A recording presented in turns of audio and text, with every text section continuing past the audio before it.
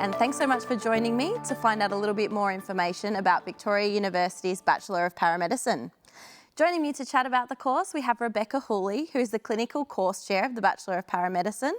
We also have John Church, who is the President of the Victoria University Student Paramedic Association, and Tegan O'Connor, a third-year Bachelor of Paramedicine student who is also a student ambassador here at VU.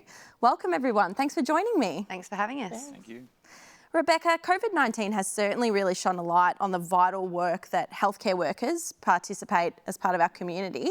Be really interested to find out a little bit more about what career opportunities are available to students through paramedicine.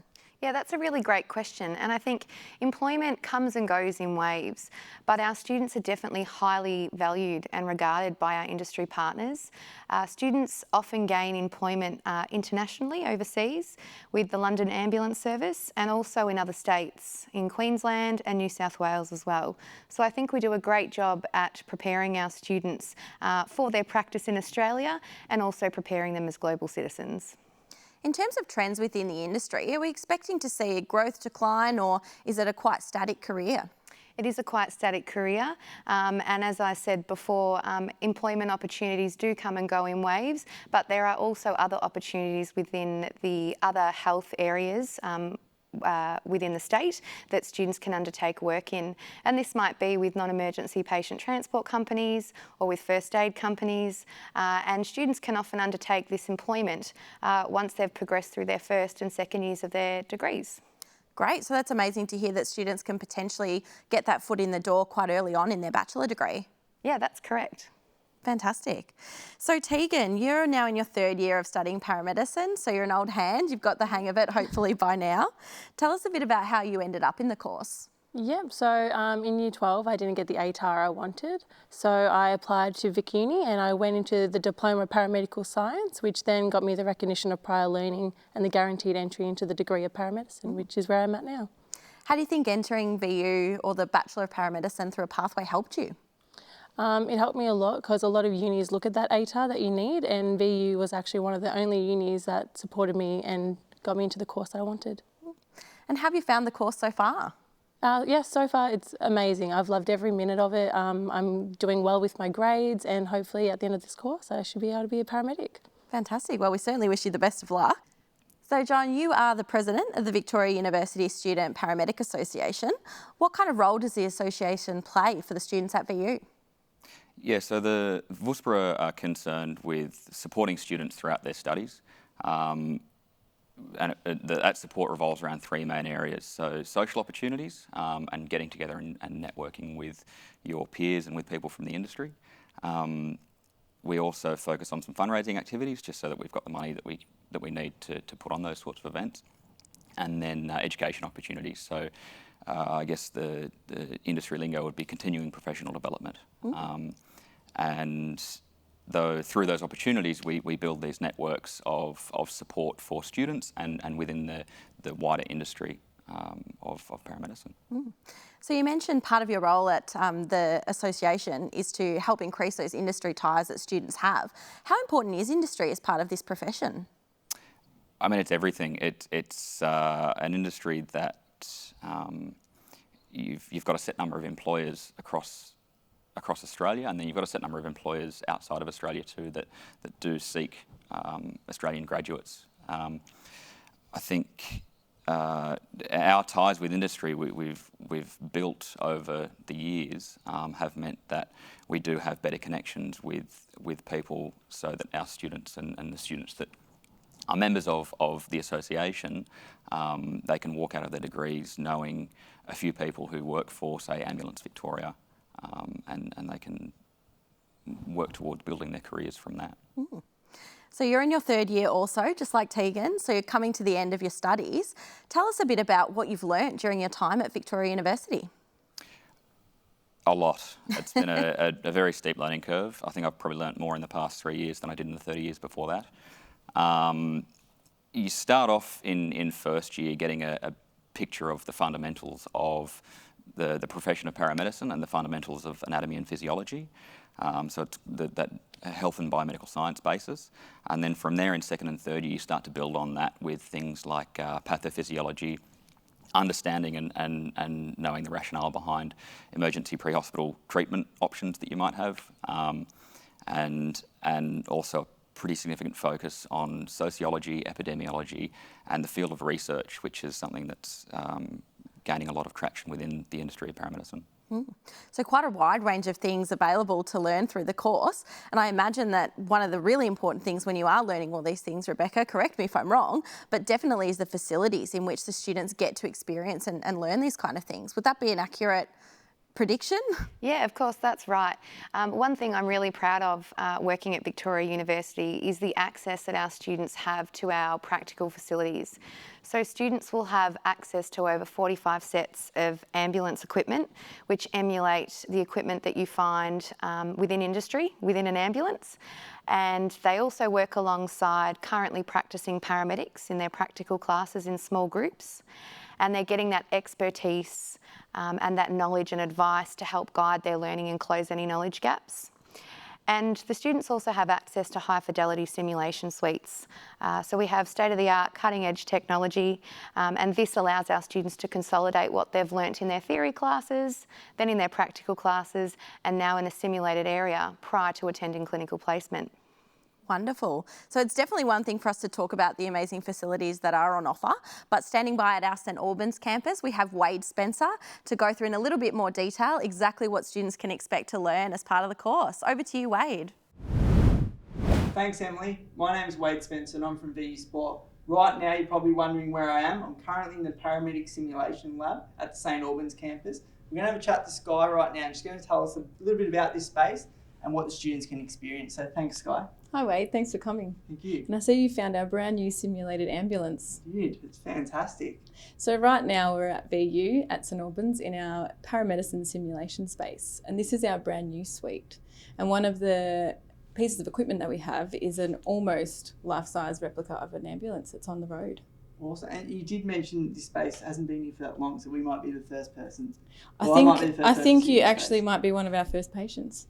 Absolutely incredible. So our paramedicine students here at VU, they get a lot of experiential learning. So they get to come to the simulation space after they've learnt their theory and their skills, and they get to practice on-road scenarios that paramedicine or paramedics on road would experience. Awesome. So we have a whole range of scenarios that they might experience, and this is one of our spaces, so they can practice continuing their skills while they're in the back of an ambulance, which is what they would do in the workplace. It's fantastic. And how often would students get to use a space like this? So they start coming here in first year and it continues throughout the course, and probably the frequency would increase towards the end of their course. And they come here to prepare themselves for real life emergencies, so they're work ready when they go out on placement. Wow, and are all the scenarios and experiences done on mannequins, or they do it on each other too? Sometimes they do it on each other. So we do have high-tech mannequins that can replicate a lot of physiological responses that they can practice CPR and doing airway manoeuvres on. But often our students are the patients themselves, and they get to experience that perspective from the patient side. That's fantastic. And how can it prepare students for their industry that they might roll into? Yeah, so across the course, we look at a whole range of presentations from patients. So they might be responding to a patient outside. We have a whole range of spaces that can replicate a one-bedroom flat, for example. So they might get a call out to an elderly patient at home who's having some chest pain, or the next day they might be responding to a car accident trauma victim. So they get to practice all the skills that they would be doing on road in a really safe environment. They get to watch each other, and if there's mistakes made, it's okay because it's safe, and then they get to learn from those mistakes before they go out on road. That's fantastic. So I just want to thank you for your time, Sky, and I'll send it back to Emily in her studio. Thanks so much, Wade. Great to get a bit of an insight into some of those facilities that our students get to learn in. Really, really exciting stuff. So Rebecca, paramedicine intrinsically a very hands-on career and a really hands-on course. How important is it for students to really be practical in this kind of learning? It's extremely important because I think as you're learning through your degree, it's one thing to learn theoretical knowledge, but it's another thing to apply it. And building those connections between theory and practice is something that I strive for greatly in my teaching. And I think it's very important that we inspire our students to become the best possible clinicians that they can be and follow best practice and research-based guidelines. So giving our students these opportunities to practice hands-on and really apply what they've learnt is extremely important in their development throughout their degree and obviously becoming a great paramedic. And I understand that going into a high-stress situation like a paramedic would have to respond to on a daily basis in their career, it's a really good way, those simulation labs, to help students get a bit of an understanding about some of the situations they might walk into. Yeah, that's exactly right. So it gives the students a chance to really feel comfortable and supported by staff and their peers in simulation and know that it's okay to make mistakes and to learn and to move forward from that. And these opportunities allow students to then feel more comfortable when they're working on clinical placement alongside paramedics and patients in the community. I have heard also that some of these high fidelity simulations, the mannequins that students get to work on, there are pictures of mannequins around the apartments and the houses that are set up as part of the training simulations at St Albans. Is that correct? Yeah, so as a part of our simulation suites, we have areas designed to emulate environments that students would be put in. So whether that be someone stuck in a bathroom or beside a bed, we also have a vehicle where students can extricate patients from, and viewing rooms with live streaming and feedback. Those sorts of setups and environments help our students prepare well-roundedly as best we can in such a dynamic and unique environment that they will be working in as a paramedic. So placements are probably a natural lead on from working in those high fidelity simulations. Tell us a little bit about, if you wouldn't mind, John, exactly what your placements have entailed so far and how you found them relevant to the course material you've learnt. Yeah, so the placements are a really natural extension of the clinical practice classes and the simulation suites and simulation labs that Beck was talking about. And you take what you've learned in those practical classes and those simulation labs where you're working with current up-to-date equipment that's used by Ambulance Victoria, and you're familiarising yourself in that environment, but then you're going out on road to then use all of that same equipment in the real world, and you're being shadowed, I guess, or you're shadowing a crew of preceptors of Ambulance Victoria paramedics. So it starts off with a placement experience in the non-emergency patient transport sector, typically out on a shift contracted to the ambulance service. So I describe it as being, if you call 000 and you don't need lights and sirens, you might get a non-emergency contractor come and attend to your situation. So it starts there, and you get a bit of a soft start, I guess, and a picture of what pre-hospital care looks like, and then you move up into the emergency ambulance placement area where you start to see a lot of those real life emergencies that paramedics respond to every day. From there, you do get in third year, you get an opportunity to, through a process of application, attend international study tours as well, which is where you go out and you get to see how other ambulance services around the world do the same thing or similar things to what you've already seen back home in Victoria. Exciting. Tell me a bit more about your international study opportunities. Yeah, I was incredibly fortunate this year to go on an international study tour to North America before the borders got closed and whatnot. So we spent a few shifts in each of the cities in New York City, in Ottawa, the capital of Canada, and in Vancouver, which is on Canada's west coast. As I say, it was a really incredible opportunity to see how those services in a completely different, the opposite side of the world, how they do things very similarly to the way that Ambulance Victoria do them, but also how they do things very differently from here. It's as much a really valuable placement and learning experience as it is a cultural experience to get to see how your industry works in another part of the world.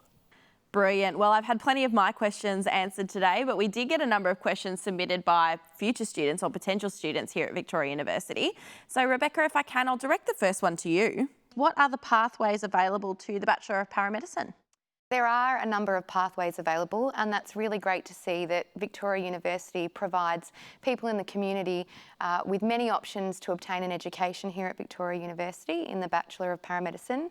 And a couple of the pathways include commencing in a Certificate 3 in non-emergency patient transport and then progressing to complete a Diploma of Paramedic Science.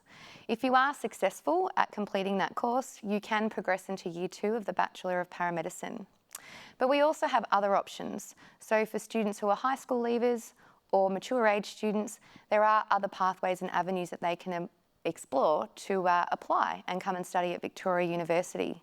But I think the one thing that is really great to see is that we have a mixture, a large variety of people from all walks of life with lots of experience from various backgrounds, and it's a rich environment to be in, not only as a staff member, but as a student.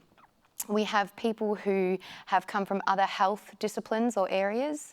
We have people from emergency services, such as the Victoria Police or the Metropolitan Fire Brigade. We also have people who are doing a career change much later in their life. So it's really great to see that there's opportunity for people to come and study. No matter where they've come from, there's opportunity to grow and learn. Amazing, and really good to know that Victoria University offers a range of pathways depending on where you are in your educational journey. But yeah, really good to see, and really interesting about what a diverse cohort that then creates and a real wealth of experience as well. Brilliant. That's correct.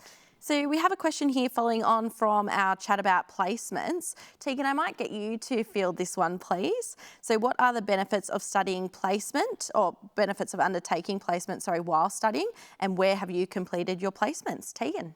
Yeah, so in our first year they offer non-emerge as well as Ambulance Victoria placement. So as well as implementing all our skills that we get to learn at uni, we then get to go on road with Ambulance Victoria and actually get to learn and actually see a patient for real. Unlike the sim labs, which is amazing, you get to test with your skills with a dummy, but this you actually get to see a sick patient in real life, actually get to learn on road as well how to do everything you're taught at uni as well. Amazing. So we've had quite a few questions come through about the simulation labs. I might direct them to you if I can, John, and we might kind of try and package up a few into one. So can you give us a bit of an understanding about some of the simulations that a student might be put through and what kind of responses those mannequins might have? Yeah, so the sim labs, as Beck was saying, the high fidelity simulation suites. So they are built and designed to mirror the real world and realism, I guess, as well as possible. And so in the interest of being as real world as possible, your patient might be one of your classmates, so that you can ask them a question and they can feed information back to you that's been given to them prior to the simulation scenario starting, or it might be a mannequin. And the mannequins allow us to do certain things that you wouldn't, ethically speaking, be able to do on your classmates, like putting a needle in their arm or performing CPR on a living person. It's not really appropriate. So it does give you an opportunity to I guess, get your hands dirty, so to speak, in these environments where they do simulate real life as well as possible. We've got a living room set up with kitchen table and lounge room furniture and whatnot, in a kitchen. You've got a bedroom with cabinetry and bathroom and showers and office spaces and I guess a easily modifiable industrial space that can be turned into just about anything, so that you can get a picture of this is what trauma might look like in the setting of a workplace accident. This is what a medical emergency might look like in the setting of someone's bedroom. And then outside, you might say this is what a scene might look like when you come across a car accident, for example. Really interesting stuff. Yeah, really keen to see some of those in action as well. I'm sure your classmates are very happy that you're not practicing any injections or CPR on them as well. So yeah, that's a good note to make. We probably have time for one final question. So Rebecca, I might ask you another one about placements actually. So how might a placement prepare a student for industry, and potentially if there's any career opportunities post-placement that you know of for students? Sure. I think placement really puts the student in a position that they're going to be in once they graduate, but it's in an environment that's safe and supported and guided by the experts. And it allows them to learn and develop their skills on the road under guidance, which will essentially better prepare them for when they graduate and they go through their graduate year with the ambulance service that they choose to be employed by. So I think it's an invaluable learning opportunity that really brings their course to life. And most often, more than not, our undergraduate students are very excited to attend clinical placement, and their passion and dedication and their commitment to the course really shows when they attend clinical placement. Wonderful. Thank you for your insights. And that brings us to the end of our time together. So I'd really like to thank you, Rebecca, John and Tegan, for spending some time with me and talking about our Bachelor of Paramedicine. I think it's been really insightful to learn a little bit more about the facilities and the placements that are available to students, what those look like while you're studying, and to hear about some of those pathways and opportunities that are available to students who might not be successful in achieving that ATAR first time round out of high school. So thank you all very, very much. Thank you all for watching as well. Be sure to visit the Paramedicine area and add that to your block or to your profile to receive some more information. Best of luck with your future studies at Victoria University.